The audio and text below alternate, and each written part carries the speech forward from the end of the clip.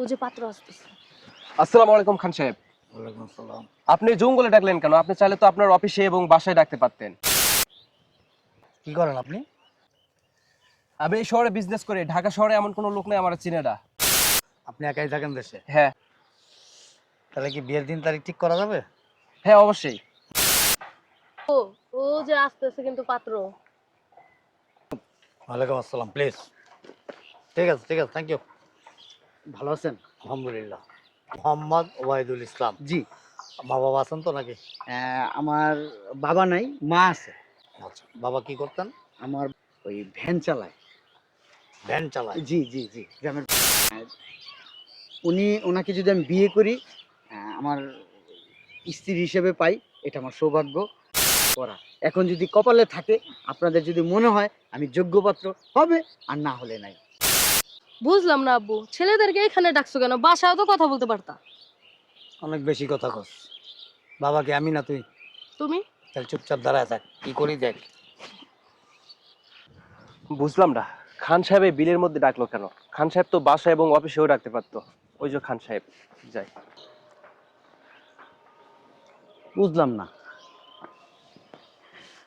মেয়ে দেখতে যাব, খান সাহেব এই প্রজেক্টে ডাকলো কেন? অবশ্য পরিবেশটা সুন্দর, চমৎকার একটা পরিবেশ। ওই তো খান সাহেব। আব্বু, ও যে পাত্র আসতেছে। আসসালামু আলাইকুম খান সাহেব। ওয়ালাইকুম আসসালাম। আপনি জঙ্গলে ডাকলেন কেন? আপনি চাইলে তো আপনার অফিসে এবং বাসায় ডাকতে পারতেন। কি নাম আপনার? ইউসুফ। ইউসুফ। জি। কি করেন আপনি? আমি এই শহরে বিজনেস করি। ঢাকা শহরে এমন কোনো লোক নেই আমার চিনে না। ইউসুফ খান। তাই না? হ্যাঁ। পড়াশোনা কতটুকু আপনার? আরে বিদেশ থেকে পড়াশোনা করছি। তাই না? হ্যাঁ। তা বাসায় কে কে আছে আপনার? বাসায় মা বাবা সবাই আছে। সবাই আছে না? বাবা হ্যাঁ। কি করেন? বাবা বিজনেসম্যান, বাবা লন্ডনে থাকে। মা বাবা সবাই লন্ডনে থাকে? হ্যাঁ। আপনি একাই থাকেন দেশে? হ্যাঁ। বিয়ে করার জন্য কি প্রস্তুত আপনি? জি। হ্যাঁ? জি। আপনার মাসিক ইনকাম কত টাকা? আমার মাসে ইনকাম 1 থেকে 1.5 কোটি টাকা ইনকাম। তাই না? হ্যাঁ। একাই আসছেন আপনি? একাই আসছি। খান সাহেব এমন এক জায়গায় ডাকছেন, এখানে দুনিয়ার ওকিন্নি ফকিন্নি, এখানে আসার জায়গা নাই। গাড়িটা রাস্তায় রেখে আসছি। তাই কি গাড়ি নিয়ে আসছেন আপনি? আগে তো লিমুজিন গাড়িলা চলাফেরা করতাম, এখন প্রাডোলে চলাফেরা করি। তাই না? হ্যাঁ। খান সাহেব কোন মেয়েকে বিয়ে দিবেন? এইটা তো সাদা মূলের মতো, আর এটা তোর মুখ বেঁকা। আচ্ছা আমার সমস্যা নাই। তাই না? হ্যাঁ।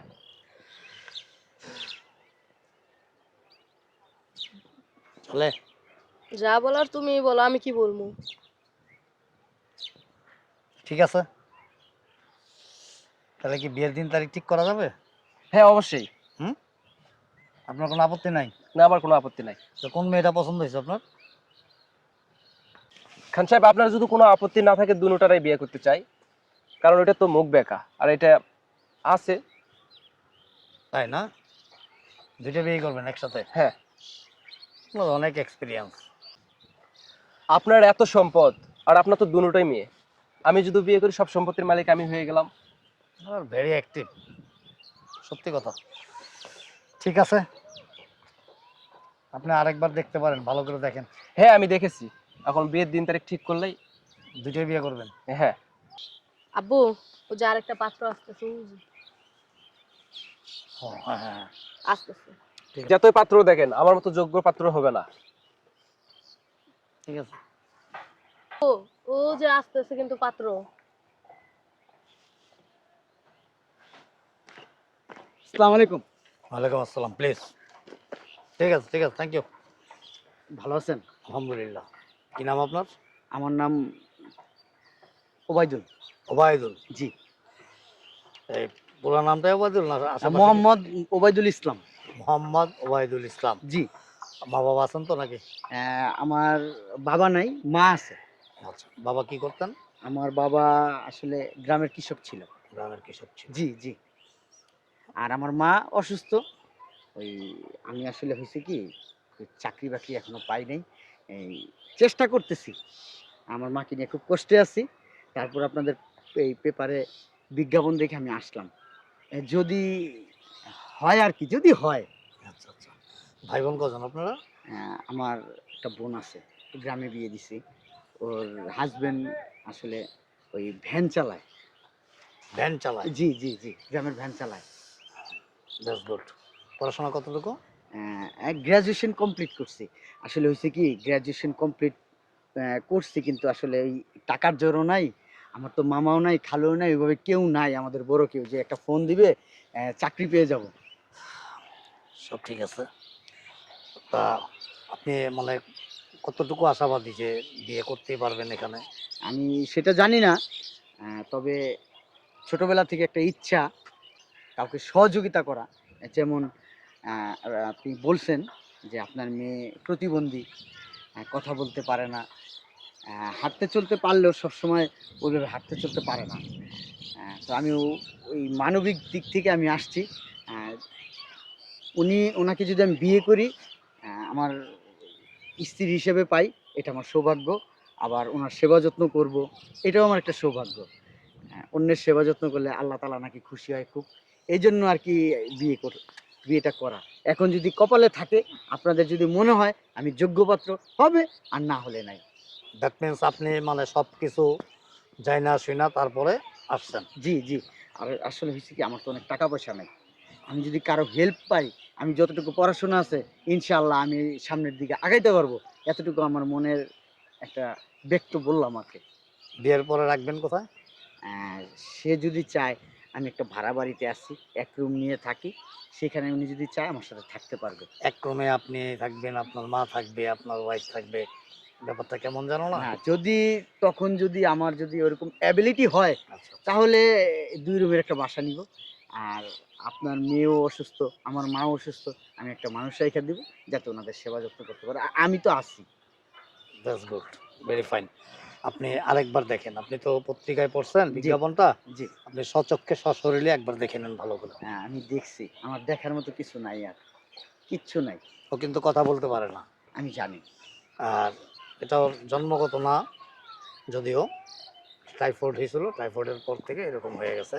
ট্রিটমেন্ট চলতেছে, যদি আল্লাহ পাক নসিবে রাখে তো সুস্থ হইতেও পারে। আর সব কিছু তো আল্লাহ পাকের হাতে, তাই না?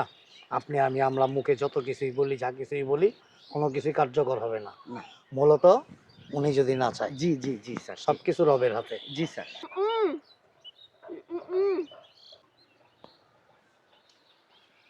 ও কি বলছে বুঝতে পারছেন আপনি? না স্যার, আমি ও কিন্তু কানে শুনে সব, জি স্যার। কিন্তু বলতে পারে না। জি স্যার। ও বলতেছে যে আপনি তো গরিব ফকিন্নি, তা আপনি বিয়ের পরে বউকে নিয়ে খাওয়াবেন কি? ও, এই রিজিকের মালিক কিন্তু আল্লাহ। এই আমি যা খাইয়ে আসছি, ১ ঘন্টা পরে কি খাবো সেটা কিন্তু আমি জানি না। ওই আল্লাহ যা খাওয়াবে আমিও তাই খাবো। আর যদি ওনার সাথে আমার বিয়ে হয়, আল্লাহ যদি চায় রিজিক রাখে ভালো ভালো, ভালো কিছু খাবো। আর যদি রিজিকে থাকে ডালালু ভর্তা, তো ডালালু ভর্তা খাবো। আপনি কি এটা বিশ্বাস করেন যে জি। আল্লাহ সবকিছু দেখে, সবকিছু শুনে, সবকিছু জানে? অবশ্যই অবশ্যই। আল্লাহর দুনিয়াতে আমরা তো ক্ষণস্থায়ী, চিরস্থায়ী না। আজকে মরে গেলে একটু পরে আমাদের কবরে নিয়ে যাবে, আল্লাহর কাছে যাইতে হবে। আর আল্লাহর কাছে যা, তো মুখ দেখাইতে হবে। বিশ্বাসটা আছে আপনার? অবশ্যই অবশ্যই অবশ্যই। দেখেন, আল্লাহ পাক চাইলে সবকিছু সম্ভব, আল্লাহ পাক না চাইলে কোনো কিছুই সম্ভব না। জি তারপর আমাদের সমাজে এরকম অনেক লোক আছে যে আল্লাহ মানি, খোদা মানি, সব জানি, সব শুনি, কিন্তু তারপরও আল্লাহ বিরোধী কাজ করি। জি জি জি স্যার। আছে না এরকম? জি স্যার, অ্যাভেলেবেল মানুষ আছে। খান সাহেব, আপনার মেয়েকে আমার সাথে বিয়ে দেন। এই ফকিনের সাথে বিয়ে দিয়ে কি করবেন? ও তো নিজেই খাইতে পারে না। আর আমার সাথে বিয়ে দিলে আপনার মেয়েকে 3 বেলা পোলাও মাংস খাওয়াতে পারবো। তা অবশ্য কথা ঠিক।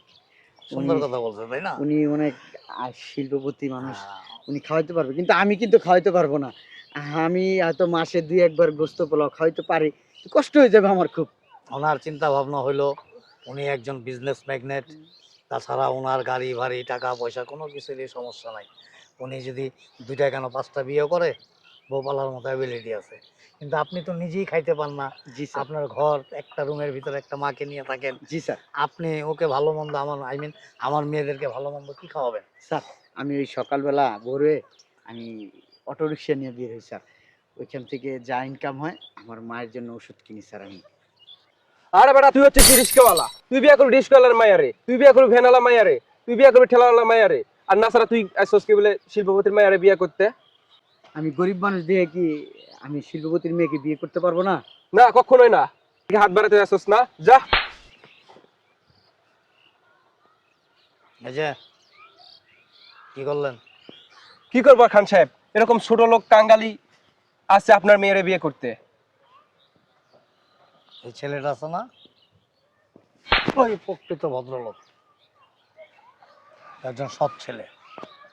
যদিও টাকা পয়সা নাই, অর্থ সামর্থ্য নাই, কিন্তু ব্যক্তিত্ব আছে, মান সম্মান বোধটুকু আছে। তোমার মতো ভাব নেওয়া মানুষ না সে, ঠিক আছে?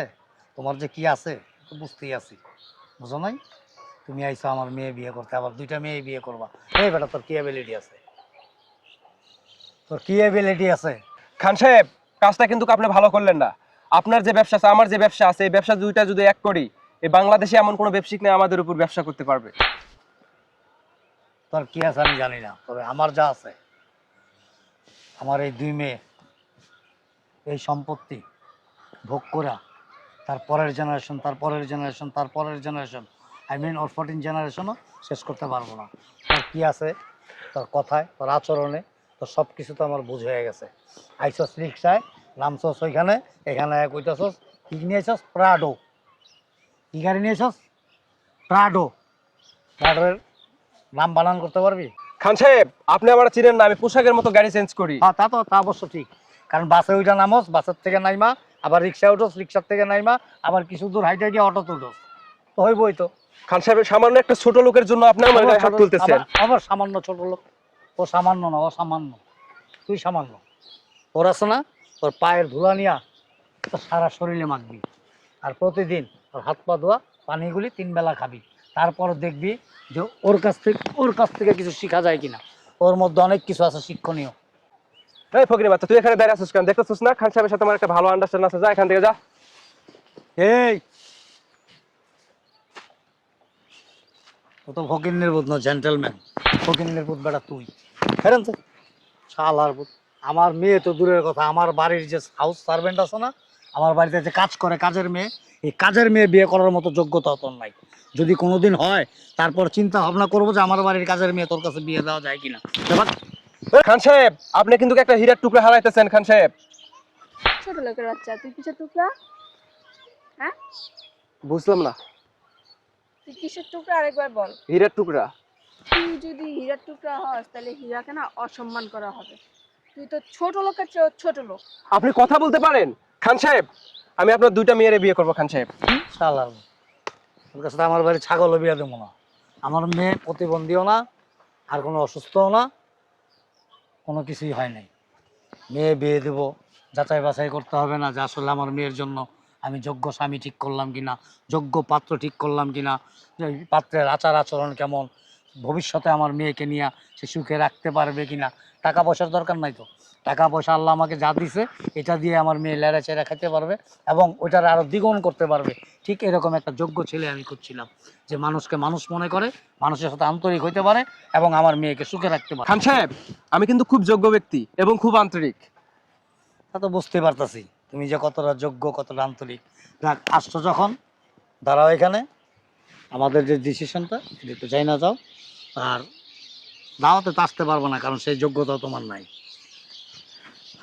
আমি ওকে সিলেক্ট করলাম এবং আশা করি আমার মেয়ে ওকে সিলেক্ট করবে, ঠিক আছে?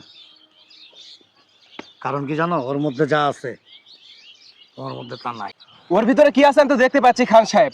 ফকিন্নি সকাল হলে কি বলে রিস্কা নিয়ে যায়, মা তার মধ্যে ওর অসুস্থ। তার মধ্যে একটা সততা আছে। সৎ এবং সততা এই দুইটা মানুষকে অনেক দূরে নিয়ে যায়। আর অসৎ দিয়া হয়তো কিছুদিন ভালো থাকা যায়, আনন্দ ফুর্তি করা যায়, কিন্তু আল্লাহর তরফ থেকে একটা গজব আসে, আর এই গজবের জন্য অপেক্ষা করতে হয়, বুঝছো? আল্লাহ ছাড় দেয় কিন্তু ছেড়ে দেয় না, কথাটা সবসময় মনে রাখবা। সত্যের জয় চিরদিন, আর মিথ্যার ক্ষয় সারা জীবন। যাও। খান সাহেব, তাহলে কি আমি চলে যাব? হীরার টুকরা সবাই বলে। এই তুই যা তো, যা। এক কাম কর, হীরার টুকরা হেনে থাকবি কে? হীরা থাকে কই জানোস? বড় বড় মিউজিয়ামে, বড় বড় জুয়েলারি দোকানে, ওখানে জায়গা যা। আরে খান সাহেব, দূরে বানা। যা, যাস নাকি আবার হালার হালার যা, ফাজিল কোথাকার। তাইলে কি আমি চলে যাব? তুমি চলে যাবা, হয়তো এখনকার জন্য যেতে পারো, তবে তুমি নিশ্চিত থাকবা আগামীকাল শুক্রবার, আজকে বৃহস্পতিবার, জি। আগামীকাল শুক্রবার আমরা সবাই সশরীরে তোমার বাসায় যাব। তুমি প্রস্তুত থাকবা বিয়ে করার জন্য। তোমার মায়ের সাথে কথা বলবো এবং আলোচনা যা করার ওইখানেই করব। জি। তবে তুমি নিশ্চিত থাকতে পারো যে আগামীকাল বিয়ে হচ্ছে, যদি আল্লাহ নসিবে রাখে। আপনার মোবাইলে আমাদের বাসার ঠিকানা আমি দিয়ে দিব। ঠিক আছে, থ্যাংক ইউ। আসি, হ্যাঁ? তুমি চাইলে ওর সাথে কোনো কথা বলতে পারো। না না না, আমার কিছু বলার নাই। হ্যাঁ, আমি আসলে আনন্দে আত্মহারা হয়ে গেছি। আমার বলার মতো কোনো ভাষা নেই। আমি কথা বলবো, আমি কথা বলতে পারবো না আসলে। ঠিক আছে, তোমার চাকরির ব্যবস্থা করতে হবে না, কি করবা না করবা সেটা আমরা বৈশা আলোচনা করব। জি স্যার। কারণ তুমি একটা কিছু করলে আমার মেয়ে তো ভালো থাকবে, জি সুখে স্যার। থাকবে, তাই না? জি স্যার। ঠিক আছে, আসসালামু আলাইকুম। আসি ওয়ালাইকুম স্যার। আসসালাম। আসসালামু আলাইকুম। আসি। আসসালামু আলাইকুম। ওয়ালাইকুম আসসালাম। এই ছেলে কেমন, সুন্দর আছে। পছন্দ হয়েছে? হ্যাঁ। তবে ওর কথার সাথে আর যদি ওর পরিবারের সাথে মানে টোটালি সব কিছু ম্যাচ করে, তাহলে ইনশাল্লাহ আগামীকালকে বিয়ে করাই দেবো। ওকে, ওকে, চলো আমরা আসি। চলো। হ্যাঁ।